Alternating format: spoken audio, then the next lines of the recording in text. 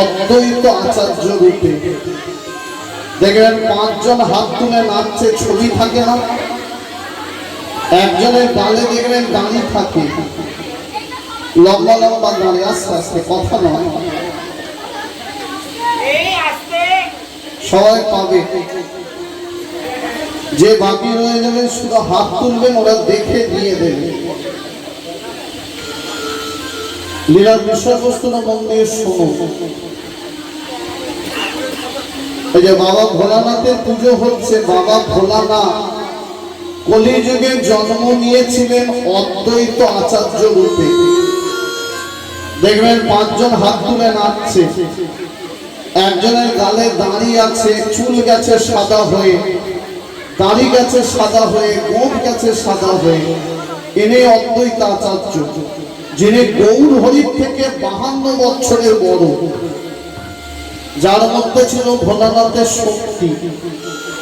সেই অদ্বৈত আচার্য না বলে, কলির মানুষকে না বলে পৃথিবী থেকে বিদায় নিয়েছিল। ভক্তরা এত কেঁদেছিল, ভক্তদের চোখের জলে বাবা ভোলানাথ আবার নেমে এসেছিল ধরিত্রীর বুকে। নাম নিয়েছিল ভক্ত শ্যামানন্দ। সেই লীলায় আপনাদের শোনাবো। বাবা ভোলানাথেরই আবার আবির্ভাব হলো, নাম হলো ভক্ত শ্যামানন্দ। কেন নাম হলো শ্যামানন্দ? শ্যামযুক্ত আনন্দ। এমন কাজ করেছিল, আমার গোবিন্দ আনন্দ পেয়েছিল, তাই নাম হয়েছিল তার শ্যামানন্দ। তাই যে 3 ঘন্টা লীলা শুনবো, কি শিক্ষা পাবো? শুধু সময় কাটানোর জন্য বসলে তো হবে না। কারণ কীর্তনের আয়োজন কেন? যাতে কীর্তনের মাধ্যমে সমাজ কিছু জানতে পারে, যাতে শিক্ষা পেতে পারে। তা লীলা থেকে কি শিক্ষা পাবো? কেন দীক্ষা নিতে হয়, দীক্ষা নিলে কি লাভ হয়, কেন বলে গুরু মিলে লাখে লাখে কিন্তু শিষ্য মিলে একে, কিভাবে গুরুদেবের দেয়া মন্ত্র জপতে হয়, সব লীলার মাধ্যমে শিখিয়ে দেব। চলো, আজকে লীলার নাম ভক্ত শ্যামানন্দ মিলন। এই লীলা এখানে হয়নি তো, এই জায়গায় গাড়িটা অসুবিধা নেই তো? দেখুন, তাহলে একটু ধৈর্য ধরে বসুন। আর রাত হয়েছে, মা সন্তান আর গাইছে না, একটু গৌর চন্দ্রিকা করে বিদায় ফিরবে। আর শিবা সঙ্গেরা কীর্তন হচ্ছে, গৌর সন্তান নামছে, তাই দেখে সতীলক্ষ্মী মায়েরা উলুধ্বনি শঙ্খধ্বনি করছে। সাপ কথায় সাপ, এখন আসছে না।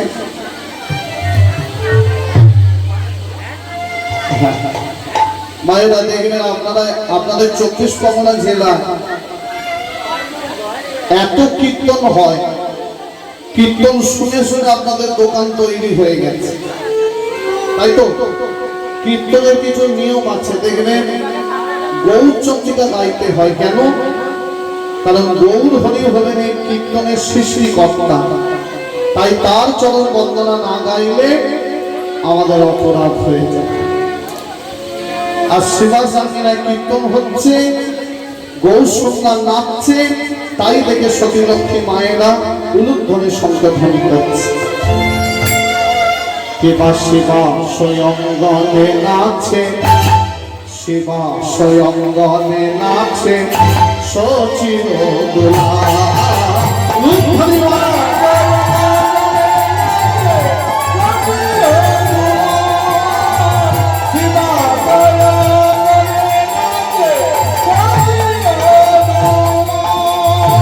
সঙ্গেতে নাচে আমার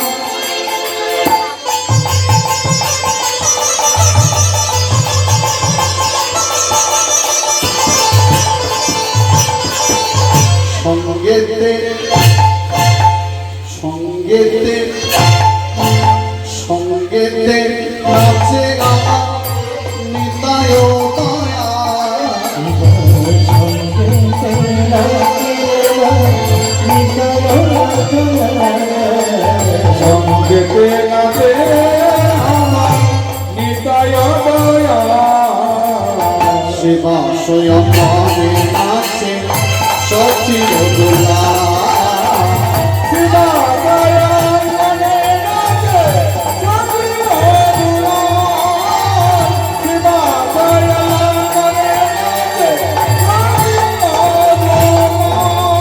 ভক্তগণ সঙ্গে করি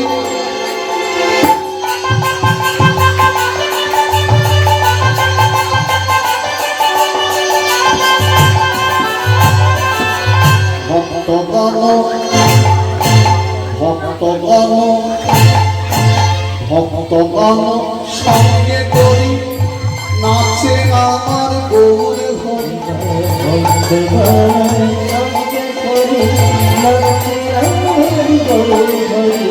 ভক্তগণ সঙ্গে করি নাচে আমার গৌর হরি ভক্তগণ সঙ্গে করি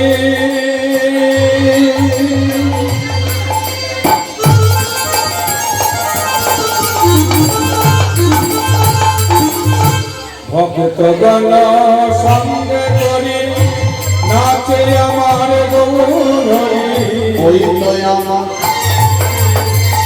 ওই তো আমার ওই তো আমার গোড়ায় নাচছে ওই তো আমার গোড়ায় নাচে ওই তো আমার গোড়ায় নাচছে ওই তো আমার গোড়ায় নাচে নিতাই নাচছে পিছলে পিছলে ওই তো আমার গোড়ায় নাচে নিতাই নাচছে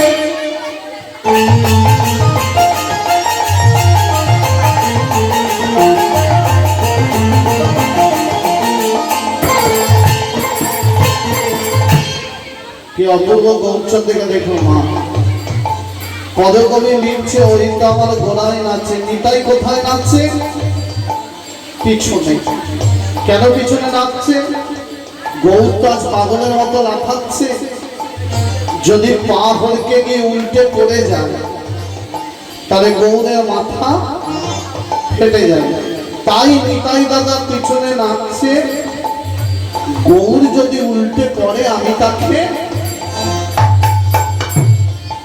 একটা পদে দুটো মানে কেউ লিখছে ওই তো আমার গোড়ায় নাচে নিতাই নাচে পিছনে আবার কেউ লিখছে না না না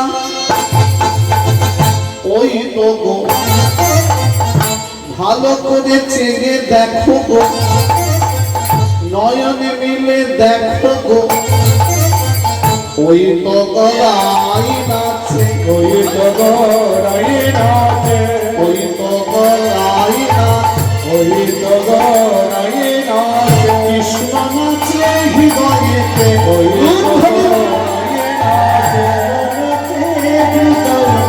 ওই তো গোড়ায় নাচে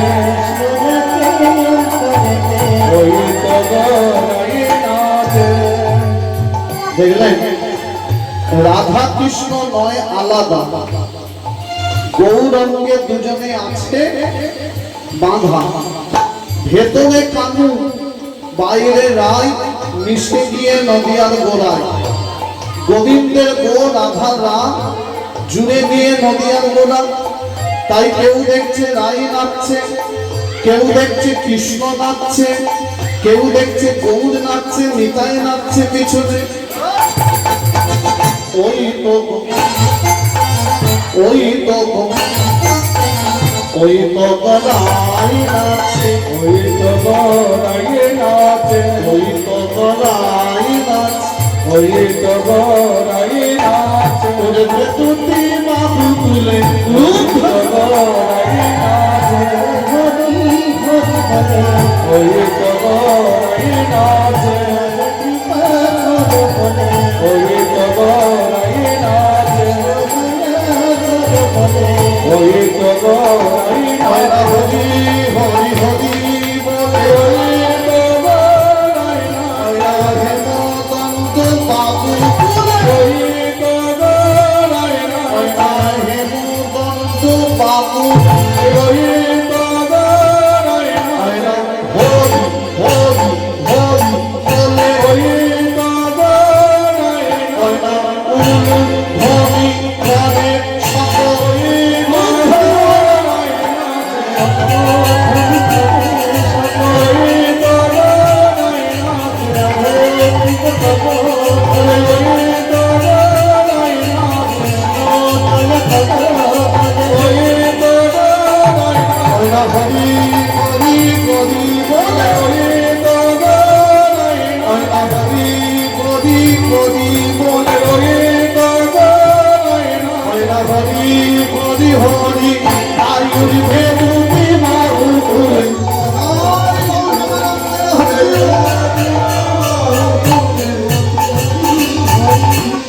ওই তো গো ভাই নাচে, ওই তো গো ভাই নাচে, আমার প্রভু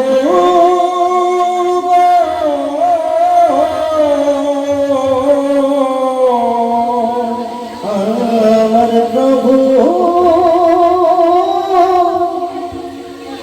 আমার প্রভু, প্রভু গো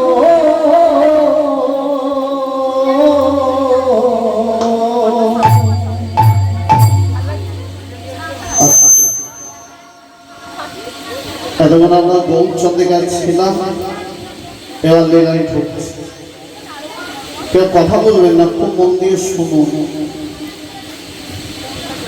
কালকে কিন্তু এইটা আর পাবেন না, যা হবে আজ। লীলার শুরুটা যত ভালো বুঝবেন, লীলাটা বুঝতে তত সহজ হবে।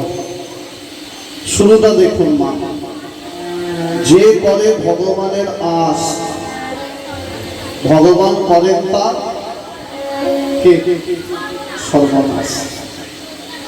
তারপরের কথাটা কি জানো? যদি না ছাড়ো আশ, তিনি হবেন তোমার দাসের অনুদাস। এটা কিন্তু আসল কথা নয়, আসল কথাটা একটু বড়। এটা দোষ আপনাদের নয়, দোষ আমাদের মতো কীর্তনিয়াদের। আমরা আসল কথাটা বলি না, ছোট করে বলি, তো তাই ছোটটাই আপনারা জেনে গেছে। যেটা শাস্ত্রে লেখা আছে, কি লেখা আছে শুনিয়ে দিই, বাড়ি গিয়ে লিখে নেবেন পারলে। যে করে ভগবানের আশ, ভগবান করেন তার 6 সন্তানকে নাশ।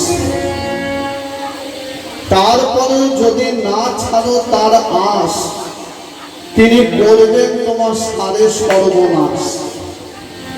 তারপরেও যদি না ছাড়ো তার পাশ, তিনি দেবেন তোমায় বৃন্দাবনে বাস। সেখানে গিয়েও যদি না ছাড়ো তার চরণের আশ, তিনি হবেন তোমার দাসের অনুদাস।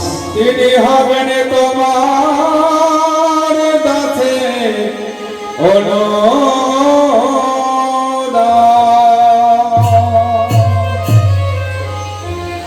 দেখবেন মায়েরা মিলিয়ে নেবেন, যারা বেশি ভগবানকে ডাকে তাদেরই দুঃখ কষ্ট বেশি। এই যে আপনারা এত রাত জেগে কীর্তন শুনছেন, কত প্রিয় প্রিয় সিরিয়াল ছেড়ে এসেছেন, 4টি কথা। খাওয়া বন্ধ হয়ে যাবে ঠিক আছে, কিন্তু সিরিয়াল যেন বন্ধ না হয়।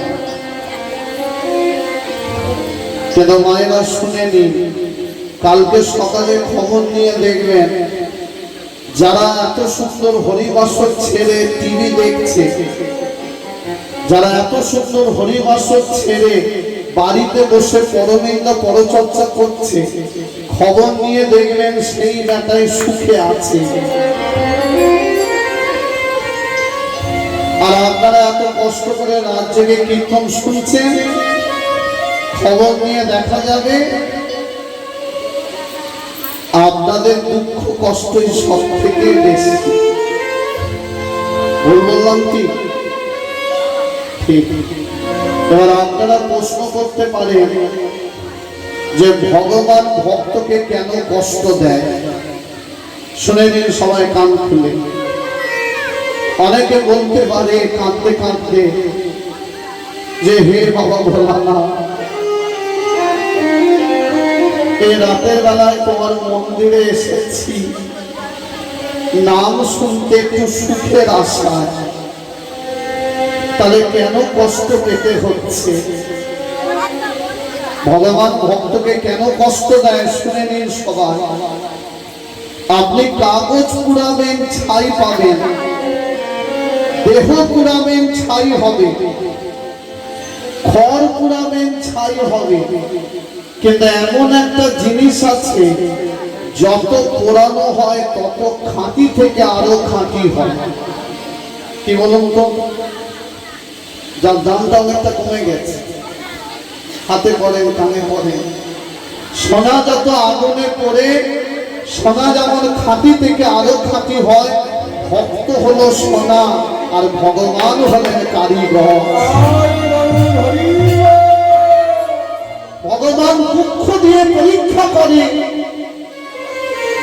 যে তোরা আমার চরণ পাবার জন্য আমায় ডাকছিস না সুখের জন্য ডাকছিস? যদি দুঃখ পাওয়ার পর ডাকা ছেড়ে দাও, তার মানে তুমি স্বার্থের জন্য, মানে সুখের জন্য তার পিছনে ছুটছিলে। দুঃখ পাওয়ার পরে যদি বলো যে প্রভু যত দুঃখ আছে তাও, সারা জীবন দুঃখ পেলাম ক্ষতি নাই, কিন্তু একটাই বাসনা, মৃত্যুটা যেন সুখের হয়। তখনই ভগবান কৃপা করে। কথাটা বলবার কারণ কি মায়েরা? কথাটা ভাবছে কে? বললাম না লীলায় ঢুকে পড়েছি। এই যে মনে এত দুঃখ, এগুলো কিন্তু আমার মুখ দিয়ে বেরোচ্ছে, কিন্তু তাদের মনের কথা। কথাটা ভাবছে যার নাম কৃষ্ণ মণ্ডল এবং তার স্ত্রীর নাম দুরিকা। কি নাম বললাম? পরিষ্কার শোনা যাচ্ছে তো? কি নাম বললাম? কৃষ্ণ মণ্ডল আর দুরিকা। বাহ, এমন ভাবে লীলা গাইব, আপনারা যদি মন দিয়ে শোনেন, লীলাটা দিয়ে বাড়িতে খাতায় লেখা হয়ে যাবে, শুধু মনটা এতে দিতে হবে। যাদের নাম কৃষ্ণ মণ্ডল আর দুরিকা, আদি বাসস্থান ছিল বাংলাদেশ সিহট্ট গ্রামে, পদ্মা নদীর ধারে। আষাঢ় মাসে প্রবল বৃষ্টি, টানা 15 দিন বৃষ্টি, নদীর জল বেড়ে গেল, তাদের ঠাকুর ঘর, নিজেদের বাসস্থান সব পদ্মা নদীর জলে তলিয়ে গেল। শুধু দুটো জিনিস বাঁচল। কি বলুন তো? দুটো জিনিস কি বাঁচল? এক হলো তাদের স্বামী স্ত্রীর প্রাণ, আর এক হচ্ছে বাড়ির বাস্তু দেবতা রাধা মাধব। যখন ঠাকুর ঘরটা নদীর জলে ভেসে যাবে, বুঝতে পেরেছে, ছুটে গিয়ে রাধা মাধবকে বুকের মাঝে জড়িয়ে বাইরে বেরিয়ে এলো। চোখের জলে রাধা মাধবকে বুকে জড়িয়ে ধরে সারা ভারতবর্ষ ঘুরছে, কোথাও আর বাসস্থান করতে পারছে না। যেখানে ঘর তৈরি করতে যায় সেখানে বাধা। ভিন দেশের মানুষ তো চিনি না, জানি না, থাকতে দেব না। ঘুরতে ঘুরতে কোথায় এলেন? আমাদের পশ্চিম বাংলার মেদিনীপুরে, যার আগে নাম ছিল বাহাদুরপুর গ্রাম, তারপরে নাম হলো ধারেন্দা গ্রাম, আর এখন বর্তমানে যার নাম পশ্চিম মেদিনীপুরে গোপীবল্লভপুর। জানেন গোপীবল্লভপুর বিখ্যাত জায়গা, কোনদিন যদি পারেন দেখে আসেন। রাধা মাধবকে প্রতিষ্ঠা করলো, জঙ্গল কেটে ঘর বানালো, দুটি কুটির বানালো। এক হচ্ছে তাদের স্বামী স্ত্রীর জন্য, আর এক হচ্ছে রাধা মাধব। রাধা মাধবকে রাধা মাধবের ঘরে প্রতিষ্ঠিত করলো। 12 বছর ভজন করলো, আর 12 বছর পরে একটা অঘটন ঘটে গেল।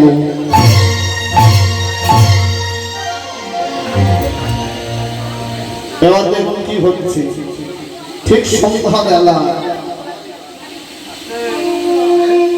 কত বছর পর অঘটনটা ঘটছে? 12। ঠিক সন্ধ্যা বেলায় একদিন মা দুরিকা গালে হাত দিয়ে চোখের জলে কাঁদছে। কৃষ্ণমন্ডল বলছে, দুরিকা কাঁদছো কেন? সন্ধ্যাবেলায় সতীলক্ষ্মী নারী যদি চোখের জল ফেলে সংসারের অমঙ্গল হয়। দুরিকা কাঁদতে কাঁদতে বলছে, স্বামী আমি এমনি এমনি কাঁদছি না, কাঁদবার কারণ কি জানেন? কি কারণ? আজকে দীর্ঘ 12 বছর আমাদের বিয়ে হয়ে গেল।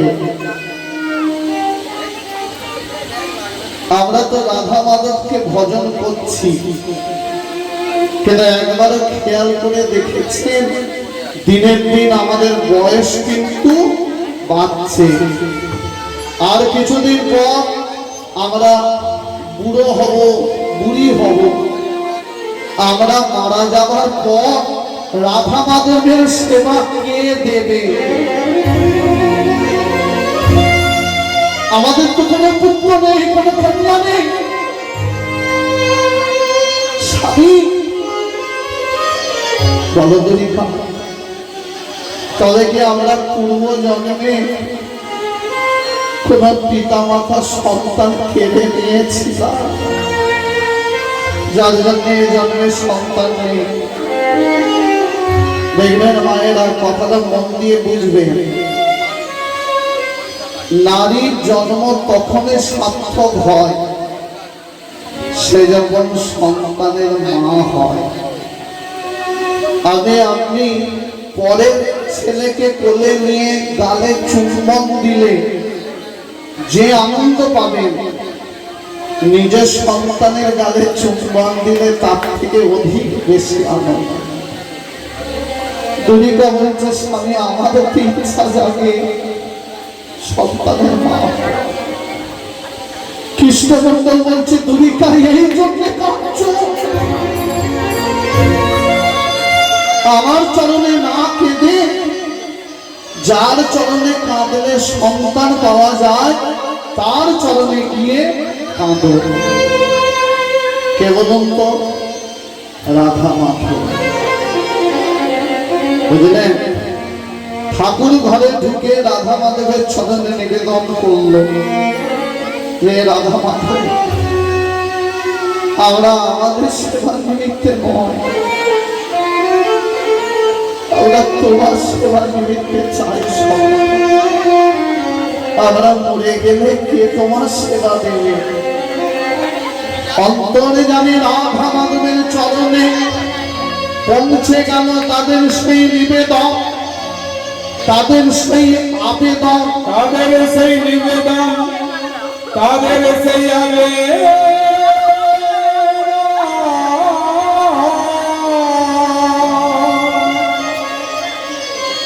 আর রাধা মাধব মনে মনে ভাবছে, ওরে মা, তাদের এতদিন পর মনে পড়েছে আমার সেবার নিমিত্তে সন্তান চাই, তা আমার সেবার নিমিত্তে চাইছি না কদিন পর বুড়ো হবি, বুড়ি হবি, তোদের সেবা কে করবে? সেই জন্য চাইছিস। আমি পরীক্ষা করব, পরীক্ষায় যদি উত্তীর্ণ হোস তবে পাবি সন্তান। আর মায়েরা, বাবারা, ভগবান যাকে পরীক্ষা করে সাংঘাতিক পরীক্ষা, আর সেই পরীক্ষায় উত্তীর্ণ হওয়া বড়ই মুশকিল। যারা প্রকৃত ভক্ত তারাই উত্তীর্ণ হতে পারে।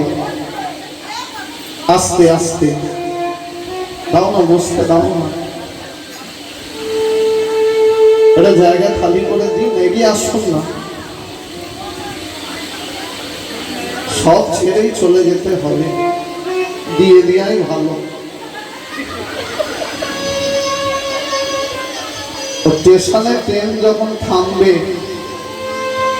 যার যে স্টপেজ তাকে সেই স্টপেজে নেমে যেতে হবে, থাকবার উপায় না। এবার একটু মন দিয়ে শুনুন, কথা বলবেন না। দীর্ঘ 12 বছর পর কৃষ্ণমন্ডল